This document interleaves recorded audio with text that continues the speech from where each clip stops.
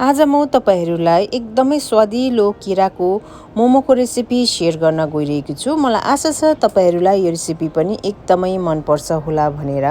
भेजिटेरियनहरुको लागि अर्को एउटा अप्सन केराको मोमो एकदमै मिठो हुन्छ। ट्राई गर्नुहोला अनि कस्तो हुन्छ मलाई कमेन्ट पनि गर्नुहोस् है। नमस्ते, म छितेन तपाईहरुलाई स्वागत गर्छु मेरो च्यानलमा।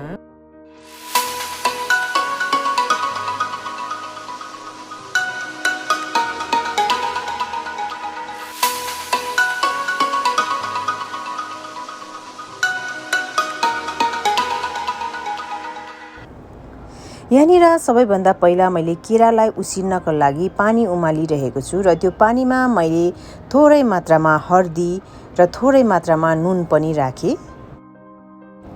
केरा मसिनो थियो र मैले दुई भागमा यसरी काटेको छु र यो केरालाई मैले बोक्रेसँग उसिन्नको लागि त्यो उम्लेको पानीमा राख्दै छु।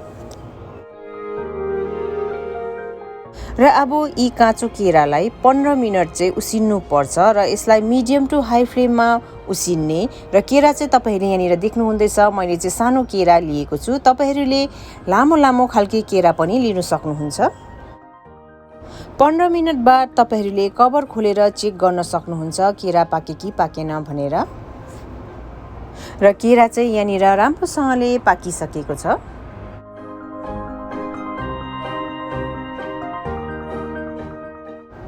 ग्यासलाई अफ गरेर यो पाकेको केरालाई चाहिँ म एउटा प्लेटमा निकाल्दै छु। अब यो उसिनेको केराको बोक्रा फ्याँक्ने।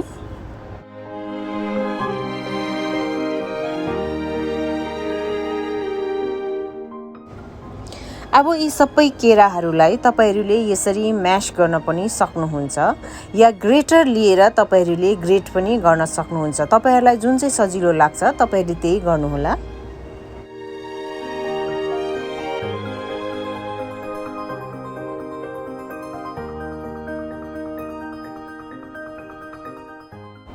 मैले चाहिँ यहाँनिर सबै केरालाई ग्रेट गरे र यो रेडी छ। अब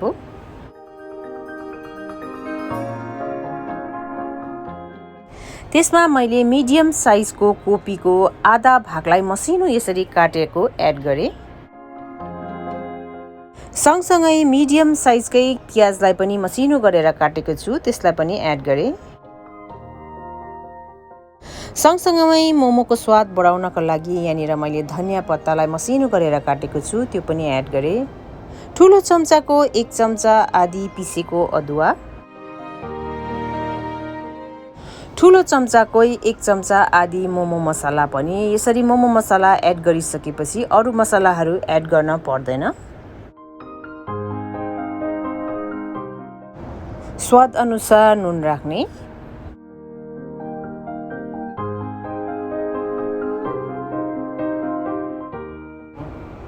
150 ग्राम चाहिँ मैले यहाँनिर मेल्टेड बटर राखे।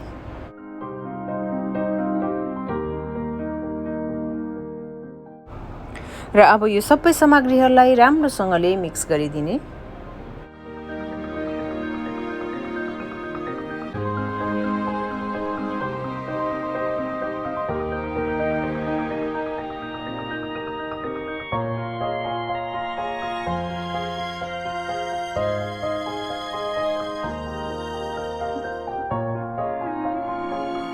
मोमोको लागि स्टफिङ बनेर रेडी छ।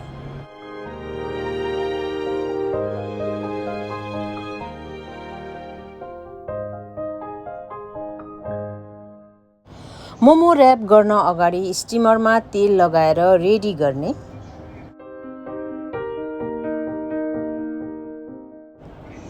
अब मोमो बनाउनपट्टि लाग्ने। यहाँनिर मैले मोमो र्यापर चाहिँ अघि नै रेडी गरिसकेको छु, त्यही भएर अब यहाँनिर मोमो बनाउनपट्टि म लागे।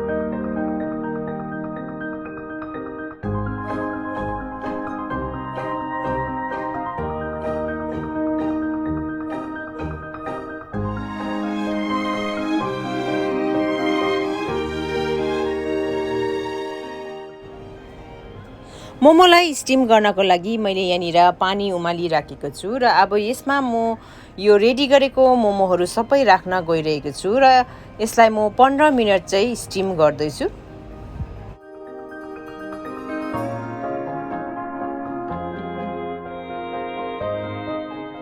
मोमो पाक्दै गर्छ अचार बनाउनपट्टि लागौँ। यहाँ अचारको लागि चाहिँ मैले सुक्खा खोर्सानी तातो पानीमा भिजाएर अघि नै राखिसकेको थिएँ र अब यो भिजेको सुक्खा खोर्सानीलाई चाहिँ ग्राइन्डर जारमा राख्दैछु।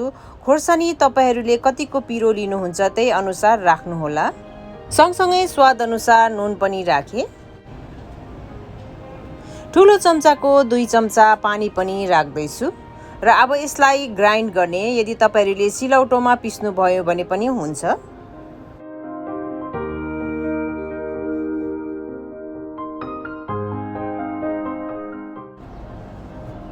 र पर्फेक्ट स्ट्रिट स्टाइलको अचार बनेर यहाँ मोमोको लागि रेडी छ। तपाईहरूले देख्न सक्नुहुनेछ यहाँ कति राम्रो कलर आएको छ भनेर।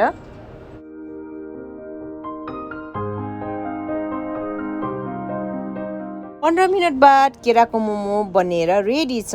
अब यो तातो तातो मोमो रातो अचारसँग इन्जोय गर्नुहोला। अनि कस्तो हुन्छ मलाई कमेन्ट गरेर यो भिडियो मन परे लाइक पनि गरिदिनुहोस्। अनि यदि मेरो च्यानलमा नयाँ हुनुहुन्छ भने प्लिज च्यानललाई सब्स्क्राइब पनि गरिदिनुहोस्। Thank you, by by.